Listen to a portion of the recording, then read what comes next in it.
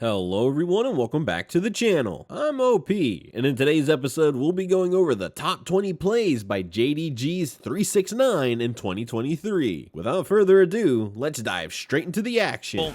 Also got both summoners. He's very, very frightening. 3 items already completed as Zika just looking for these opportunities. As in goes Tarzan. Wants to be able to find this one. Kanavi's going to go golden. Keeps himself alive. Buys the time. Is hung. He's going to be the target here from JDG. They managed to get the 1-for-1 trade, but it's a little bit better here, you should say, for LNG. Taking down the jungler, and now Scout looks for the opportunity. Another quickness is incredible as Ruler dives on top of Tarzan, but he doesn't exactly find the value he's looking for. The third Q does come in. They get rid of the buy, but Ruler is also dead, and now Kola taken down. 369 is a monster, and he's gonna take the triple kill. And JDG, I think they've done it again. Look at this player cam! He's not even impressed! This is just a normal day for this man! Your eyes on Ruler. Ruler's the one that matters. 369, been unspotted as of yet. Will they be able to get onto him? Now they finally see the Jax. The fight's still going. The tanky front line is there. He brings him back into the waiting arms of Ruler. He's now legendary, hand delivered. The ulti from the Aphelios goes wide, but they jump into the backside. They take out the Lulu, but I don't think it matters because Ruler is still uncontested. Shun can't keep going, and Ruler stacking, looking for the angle. 369 with a pullback. He finds it immediately. Elk barely able to make it on Tipsy. It's Elk versus the world. Can he get this done? Shun with a poke damage will finally get cut down. Elk and on the bottom lane of BLG. The last 2 left standing. They have to try to get it done, but they don't have the damage. They don't have the power, and they certainly don't have Ruler. They're standing tall. They're going to take the dragon. Questions were asked whether JDG were going to show up at MSI, and they have been silenced. JDG are a fighting machine, and they just won't stop. 9-0-6, 3 straight games. This man is dominating. And again, you know, Ben has this great angle, and you think maybe there's an opportunity to make something happen. But JDG collapsed immediately, bursting down Yagao so incredibly low. So even though Ben arrives, they're not really on the same page to be able to follow it up. 369 brings it back over the wall. They get that kill on Yagao. In goes Ben, but there's no one there to really follow up. There's no one there to really finish off the fight.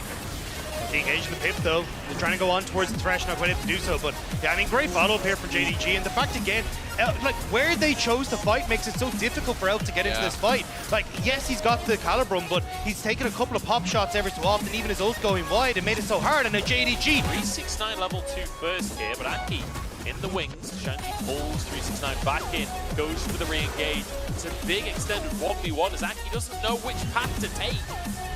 Well, unseen for the time being. The knockback again from Shanji. 369, he's over exit, and now Aki follows the flash with the twisted advance. It's going to be a kill for Shanji. No, the flash actually from Aki. Wait, 369 is walking away. How the hell has he got away with that? Aki next on the chopping block as Kanavi finds first blood. He must have been on 1 HP. Like, my God. 369 getting so lucky there. Enables a rock in the top side, just about gets away with that play and draws 2 flashes out for the attempt. Maybe the most clutch Gragas stun I've ever seen in my life there with the body slam to walk away. And in the meantime, JDG are like, okay, well, you've got 2 players top side, 369's soaking all of that pressure. We'll grab ourselves an Ocean Drake to start this one off. And now you start seeing these trades. The reason Gragas was picked into Jax, right? It's really hard to get that counter-strike stun off. It's the nullifying lane, and oh, it's more than a nullifying lane! It's more than that! 369! He is absolutely rolling 9s today. It's more about the big picture, I'd say. Yeah, and that's the thing for me, right? Because we're gonna go back and look at this solo kill again, because if this is happening in lane, when you have this Jax who we've called out as being so important to NIP, falling behind, losing this lane, then you have to start wondering if this... A little bit of time, but JDG right here just chomping at the bit. They want to get over those wall and get this smite, and it is going to go the way of Kanavi, and that is 3 Drakes now in favor of JDG, and they're looking for a bit more. They want to get the flash out of Yagao, and that they do. Bin on the right side wants to get something done, but the rest of the team is just hand shook and just zoned away as Kanavi gets solo with the core trigger value. Using Knight is in the thick of things. He's got this chance to get back up, and he is, and Ruler is just totally unchecked the entire time, making 2 more kills for this AD carry. Well, keep your eyes on 369 though. He's got pushing mid and could look for a really big flank on KT here. Look at the vision. Yeah, aiming's got decent guns, does move to a Calibrum for some extra range, and now KT, they're in a choke point. The charm's too massive from the quickness, and BDD is not going to get bailed out of this one. 369 locks down the first kill, and they are just running them over. Keen is trying to be a blender, but he's just getting blended. Cuz gets out of there, but that is 4 for JDG, and they look unstoppable. It is a free-pronged approach from JDG. 3-6-9. But it does give an opportunity now for 3-6-9 to say, hey, we're going to play slow, maybe play for Keen, actually. Yeah, it does get slowed down by the dissonance there. Shockwave is going to pick up Keen. Counter-Strike comes in, but it's not going to be enough. In the meantime, another fight is going to break out. It's 3 versus 4, and JDG are doing all right. Kanavi goes golden for now. Knight takes down BDD, and it's on aiming. If KT are going to make this one work, it has to be him, but he's dead already. And there's the shutdown to come through. Cuz the last man standing, and JDG, I think they've just gone to match point. They find their one opportunity. But Zeus is behind. They're going for it. T1. Looking for the angle. Missing. Could be in trouble here. Zeus on the backside looking to lock up. Trying to take down a bit more damage. Infernal Chain's not going to be very effective. Knight going golden. Has a bit more space. Kanavi now on the way in. In goes Kanavi. And that should just be it. T1 holding on for dear life. Faker uncontested on the backside. Gumichi going golden, but he is going to go down. The flash out will not be enough. GA up just in time to keep Kanavi standing. It's a clean ace in the base of T1 as JDG will move on and close out game 2. It's a textbook game. I think it's definitely going to JD. 1,000 in their lead. And let's not forget, top lane is going fantastically as 369 continues to be dipping on the shy. There's ulti. Hello. Solo kill. Solo kill. Yep. Now, be alive or don't. Either way, it's the 3rd solo kill in 2 games. Like, look at the lack of emotion on 369's face as well. It's just some, and we'll just have to keep checking in on how this response from FPX continues. Yeah, don't have as many ultimates this time to play with, but FPX still on top side with Force. Knight held in that mid lane, does have to teleport for no ultimate. What this means is that because there's so much topside focus, Jello can use the individual matchup towards that bot side. Question is, how much can he actually hit the turret? Because that's where you're actually getting your gold from in this play. So, Headlocks finally hit that turret, and the CC starts to come in. All the skill shots you can, but how much can you realistically do? Oh, Shalahu. This is a little bit dicey. Shalahu. Ouch.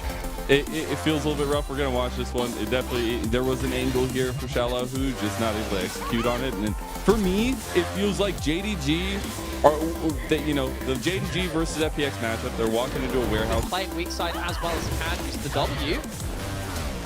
JJ's tagging the tower. No! Oh, no! It's an absolute disaster for JJ.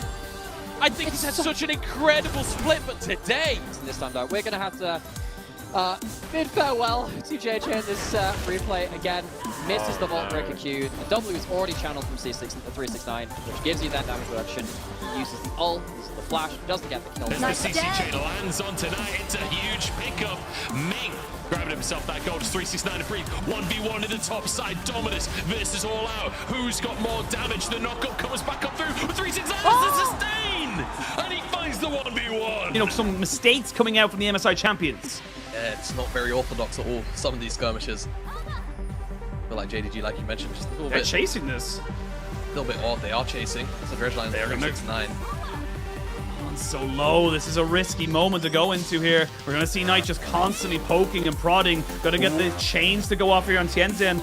And maybe take him out. He's so low. Pop Blossom is good, but it doesn't catch on to Ruler. We're going to have to wait to see how this fight really works. 369 denies everything from the side of IG. Quadra kill for the side of Ruler, and just like that, it's all JDG. It's so risky, but let's have a look at the POV of Ruler, because he knows that as long as he doesn't get CC'd, he's fine. He's got flash and heal and ultimate. Like, I don't think he's in any real danger. None at all. And I mean, as soon as that Naro hits, he knows he can basically go melee range as well. And it's thanks to good old blue man in the mid lane. Okay. Shy. Clean. Flashes back out though. Hang on. Turret shot, only one of them. As 369 is trying to wait it out. He's got flash available. You better believe he wants to do it. There he goes. Into melee range. The Shy. Still alive, 369. Now waiting for him to come out. Do a barrel roll, man. But hang on, the healing's there as well. You're right. Is it enough? It is.